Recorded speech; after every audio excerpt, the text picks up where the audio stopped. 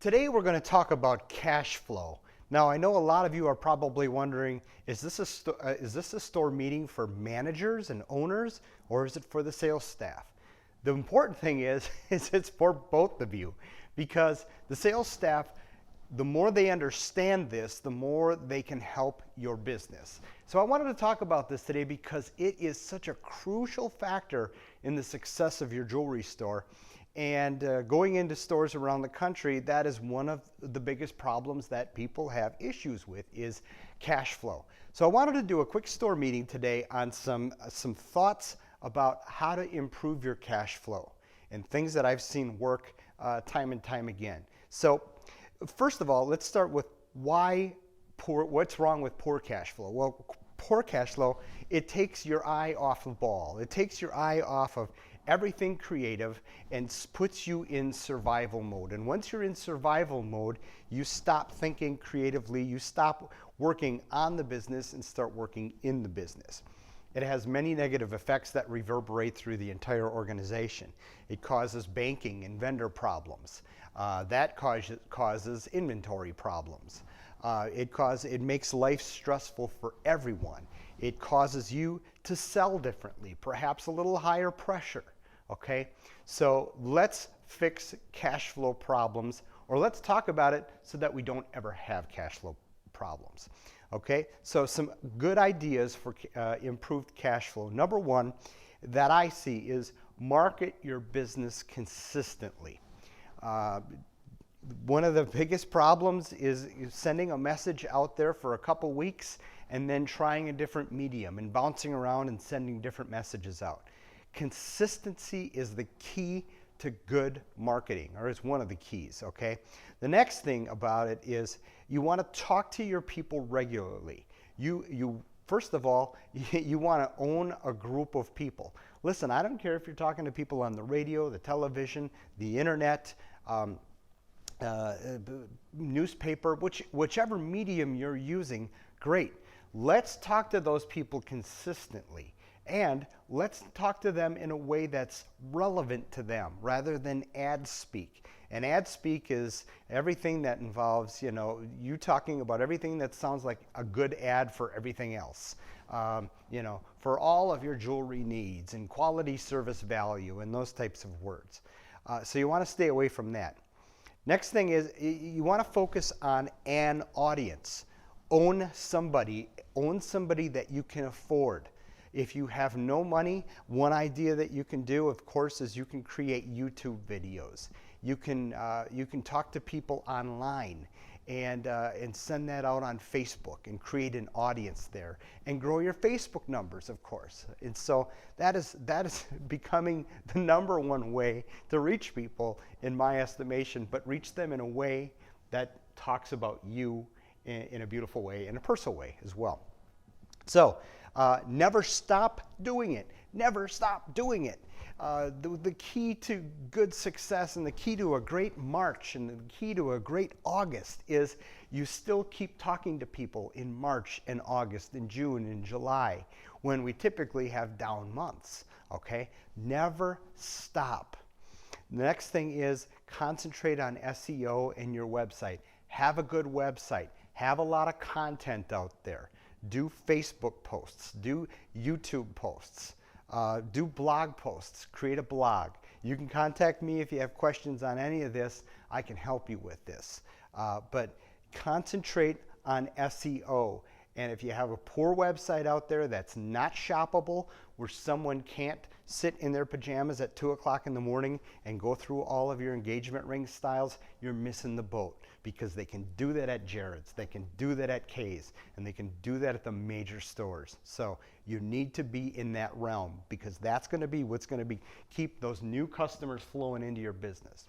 All right, so that's a little bit about marketing. One other idea that a friend of mine down in Atlanta, Georgia, David Douglas Diamonds, is they're using Every Door direct mail. It's a very affordable way to send direct mail to a neighborhood that you want to go after.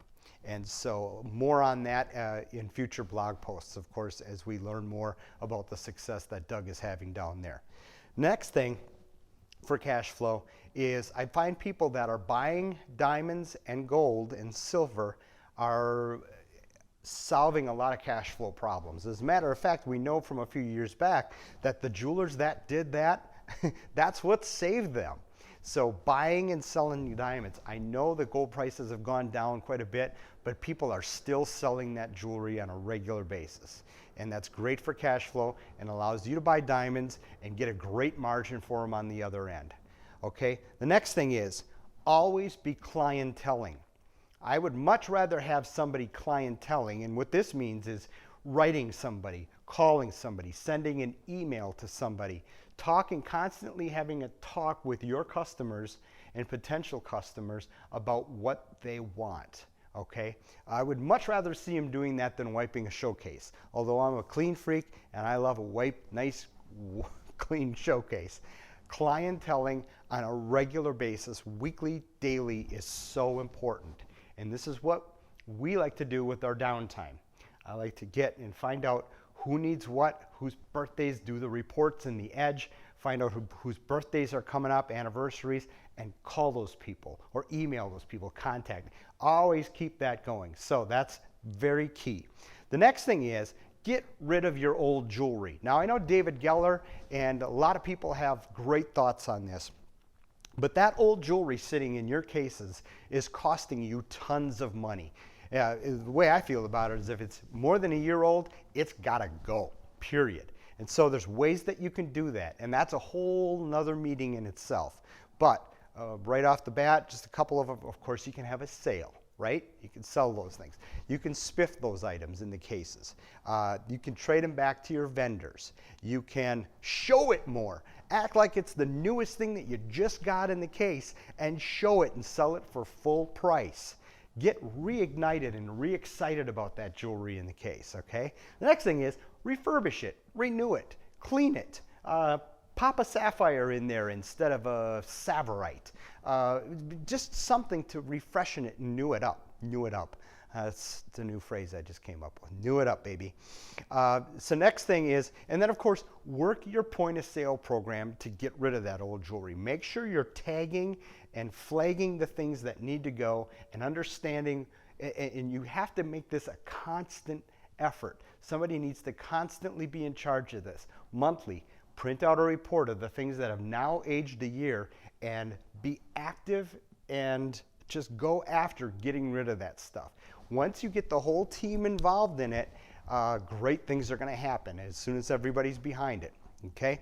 The next thing is a huge area that I see for a big cash problem is the repair department. And that is watch the repairs that we're giving away. Watch the heads that we're throwing in with that 1 carat diamond sale. Okay?